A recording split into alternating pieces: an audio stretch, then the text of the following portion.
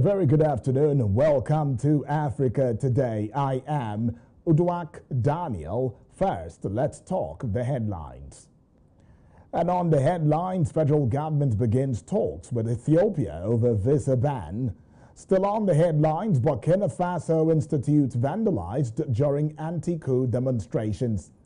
Also on the headlines, South Sudan immigration authorities deport 20 foreign nationals. And on sport, Zimbabwe coach Dave Houghton targets Super 12s. And now the news in detail. Nigeria's Federal Executive Council, that is the FEC, has stated that it has begun engagement with the Ethiopian government over the controversial subject of a recent visa ban on Nigeria in order to seek a reversal of the new policy.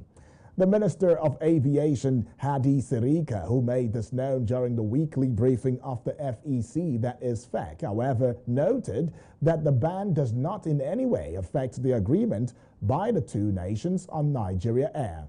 The Council also approved the ratification of International Labour Organizations, that is the ILO Convention 181, which seeks to permit operation of private employment agencies and ensure the protection and right of people are fully respected, as well as adopted of revised national policy on labor migration, which also seeks to protect the dignity of migrant workers in the country.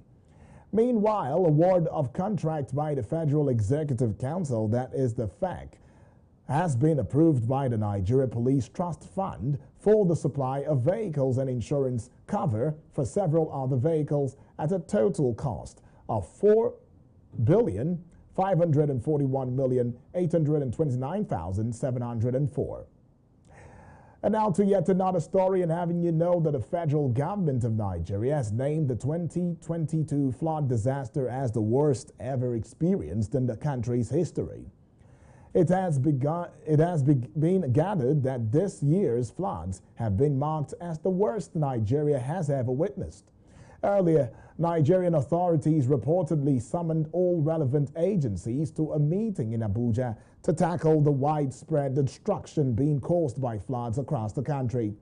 At the meeting, the government reeled out the current flood disaster outlook, which revealed that over 500 persons had been confirmed dead due to the floods, 45,249 houses damaged, and 70,566 hectares of farmlands destroyed, among others. The Permanent Secretary, Federal Ministry of Humanitarian Affairs, Disaster Management and Social Development, Sani Gwarzo, who chaired the meeting, however, told journalists that the government is working hard to address the situation. 44,099 houses were partially damaged, 45,249 houses totally damaged, and 76,168 hectares of farmland partially damaged, while 70,566 hectares of farmland are completely destroyed by the deluge. All the meetings have been held between Mr. President and governors, and the minister has attended meetings with the governors to tell them the specific villages and communities. I have all the exhibits of letters. The Nigeria Police Force, that is the NPF Zamfara State Command, has confiscated a truckload of hard drugs, foodstuff and other consumables meant for delivery to bandits in Dangulbi, Magami axis in Zamfara. 8 suspected bandits, including a female informant, were arrested, while bandits attacked were repelled in 3 local government areas, that is LGA. 4 rifles, 250 rounds of live ammunition, and 9 Russell cattle were also recovered. The Police Public Relations Officer, that is the PPRO, Zamfara State Command, Mohammed Shehu, gave the update at a press briefing. Still in the news, the chairman of the Independent National Electoral Commission, that is INEC, Mahmoud Yakubu, has said insecurity may hamper elections in the northwest and southeast states. Yakubu said the insecurity situation in the country was concerning, noting that the security challenge, which was previously restricted to the northeast region, has now spread to other parts of the country. Newsmen gathered that for over 2 decades, Nigeria has battled the Boko Haram insurgency in the northeast, but this has evolved into banditry in the northwest and killings in the southeast, allegedly perpetrated by Eastern Security Network, that is the ESN, the militant arm of the outlawed Indigenous People of Biafra, that is the IPOB. In all, the electoral body allegedly recorded 9 attacks in 2019, 21 incidents in 2020, and over 12 as of May 2021. It also lost 9,836 smart card readers, 345 ballot boxes, and 135 voting cubicles, among other assets. But speaking in Washington, the INEC chairman, however, said he had received assurances from the service chiefs that they would secure the voting environment during the 2023 polls. Similarly, Paul Omokore, Director ICT INEC Headquarters, who was represented by Lawrence Bankole, Deputy Director ICT, on Wednesday in Abuja, said technology would be deployed to ensure a violence-free election. Identity theft. But again, the smart card comes with its own challenge to deepen the integrity of the process. INEC now introduced what we refer today as BVAS, Bimodal Voter Accreditation System. So this is the technology that will be deployed to support the accreditation process in 2023. And to other parts of West Africa when we come back after this break. Don't go away.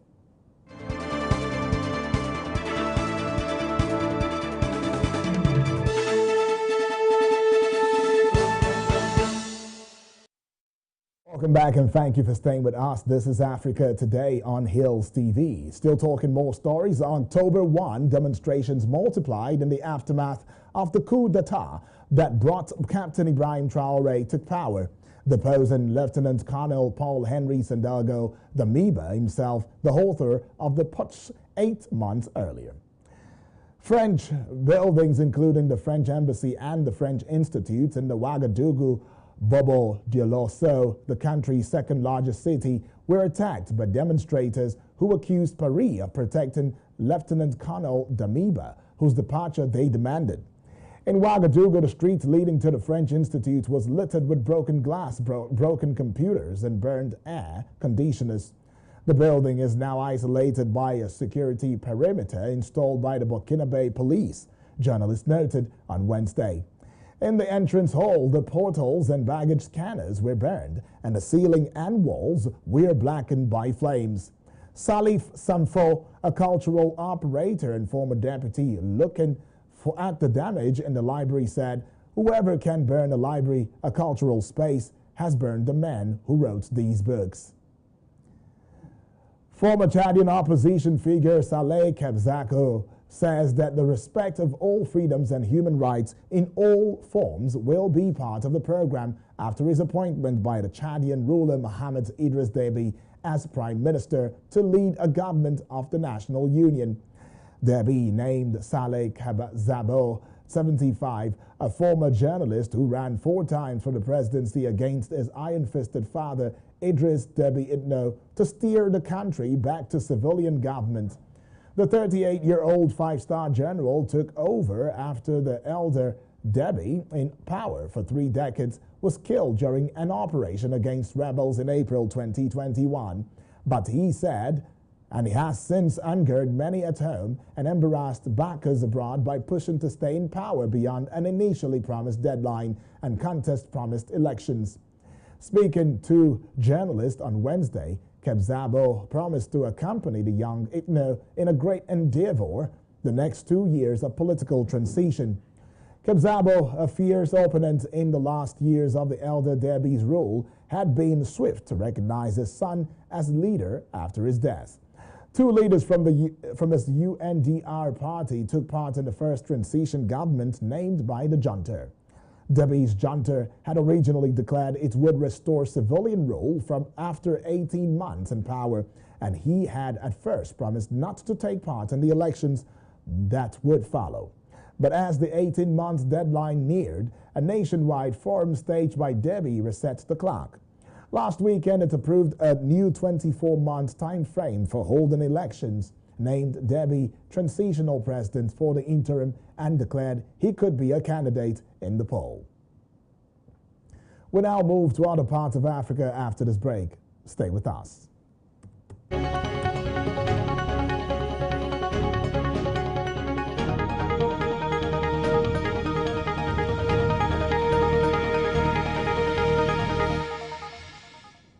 It is with great delight that I welcome you back to Africa Today on Hills TV. The Directorate of Nationality, Passport, Immigration and Civil Registry on Wednesday deported 20 foreigners who did not have proper travel documents despite a push from the civil society to spare them. Speaking at a press conference on Wednesday in Juba, General Atem Marol Bier, the Director General of the Directorate of Nationality, Passport, Immigration and Civil Registry, condemned the earlier statement made by a civil society activist calling for the undocumented aliens to be spared. On Tuesday, Edmond Yakani, the Executive Director of the Community Empowerment for Progress organization, that is the CEPO, called on the South Sudan authorities to stop the deportation of some 13 Ethiopians and Eritrean nationals who sought refuge in the country, saying South Sudanese had in the past and continue to be hosted as refugees in neighboring countries. However, General Marol stressed that the deportees were returned to their country of origin based on international best practices to avoid South Sudan harboring criminals and terrorists. Moving away from that story, thousands of students in the northern Ethiopian region of Amhara have walked out of the national school leaving exams that determine their entry to universities. Over 12,000 high school students refused to sit the exams, according to officials' figures. A statement by the Education Ministry has not provided any reason for their refusal, but it comes as authorities introduce new measures to curb what they called a rampant epidemic of cheating. To limit the cheating, the government this year moved students, more than 500,000 in the first round alone, to different university campuses around the country. They were to be confined in the campuses for the exam period and prohibited from accessing mobile phones and the internet. A second round of exams for hundreds of thousands of students was due to start today. Amid the new measures, students was killed and some security forces were injured when violence erupted after students tried to stage a walkout in Amhara. Another student had died earlier when a breach collapsed in a university campus in the country's south. The exams are not taking place in the war-torn region of Tigray, where the federal government has not provided education for 2 years. And away from Ethiopia, let's take you to Somalia. Somalia's information ministry says the leader of the country's journalist union, Abdali Ahmed Momin, is being held on security-related charges. Momin was arrested on Tuesday after openly criticizing new government restrictions on the reporting of militant Islamist group Al-Shabaab.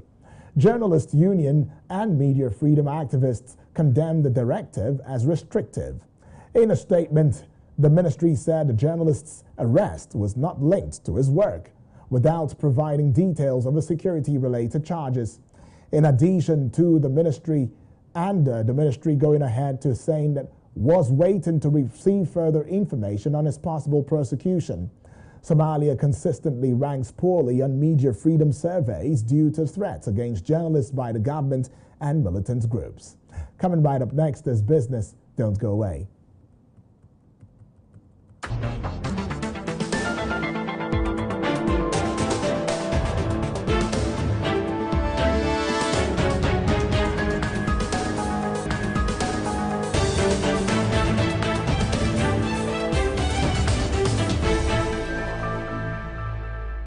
Welcome back to Africa Today's Business Desk on Hills TV. Talking business, the federal government has said it is ready to use gas to fast-track Nigeria's industrialization agenda. The nation's Minister of State for Petroleum Resources, Temipre Silva, announced that this at a meeting with the diplomatic community in Abuja. as he noted that gas was the only single energy source that could help Nigeria diversify the economy. Correspondents noted that Nigeria has a proven gas reserve of 206 trillion cubic feet with a potential upside feet of up to 600 TCF. Silva said energy is the basic resource for national socio-economic development and must be secured at all times. The minister further stated that Nigeria's energy poverty amidst enormous natural resources in the oil, gas and mining sectors was disheartening. Masked and helmeted Chinese and Nigerian workers hoist giant steel pipes over mounds of earth. Farther away, smoke billows from blow torches. Camouflaged in the millet fields, heavily armed soldiers are on the lookout. In Gaya, in southwestern Niger, near Benin, the largest oil pipeline in Africa is taking shape. Nearly 2,000 kilometers long, that is 1,250 kilometers of which is in Niger. The pipeline is to link the oil wells of the Agadem field in the Far East, the scene of deadly jihadist incursions, to the Beninese port of Semé, where from Nigeria crude oil will be evacuated for the first time. With a modest production of 20,000 barrels per day, Niger, one of the poorest states in the world, became an oil producer in 2011. The black gold extracted from the China National Petroleum Corporation, that is the CNPC, is so far transported by pipelines to Zinder, south-central Niger, where it is refined. Initially, Niger had planned to evacuate its crude through the Cameroonian port of Kribi via neighboring Chad before opting for the Benin corridor. Launched in 2019, the project was supposed to be completed in 2022, but the COVID-19 pandemic has slowed it down. Nafio Isaka, the Deputy General Manager of the West African Oil Pipeline Company, that is the WAPCO, WAPCO, the project owner told AFP. WAPCO, a subsidiary of the CNPC, is now working hard. More than 600 kilometers of pipes have already been laid. A 51.5% completion rate, and Niger could sell its crude on the international market in October or November 2023, he hopes. More than 700 soldiers are deployed to ensure permanent security of the work, even if a large part of the area it crosses is so far spared from the jihadist violence, a security source told, on condition of anonymity. And now let's quickly take you to sports. That's what's to come on Africa Today. Don't go away.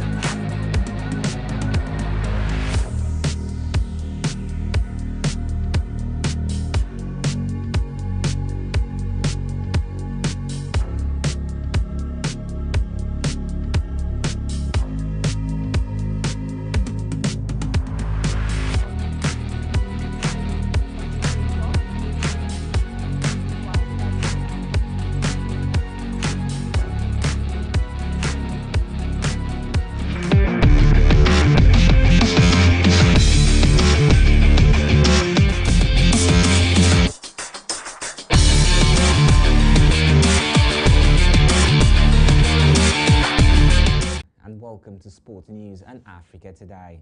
I am Adnan Lubem. Now to sports news. The World 100 meters hurdle champion and record holder Toby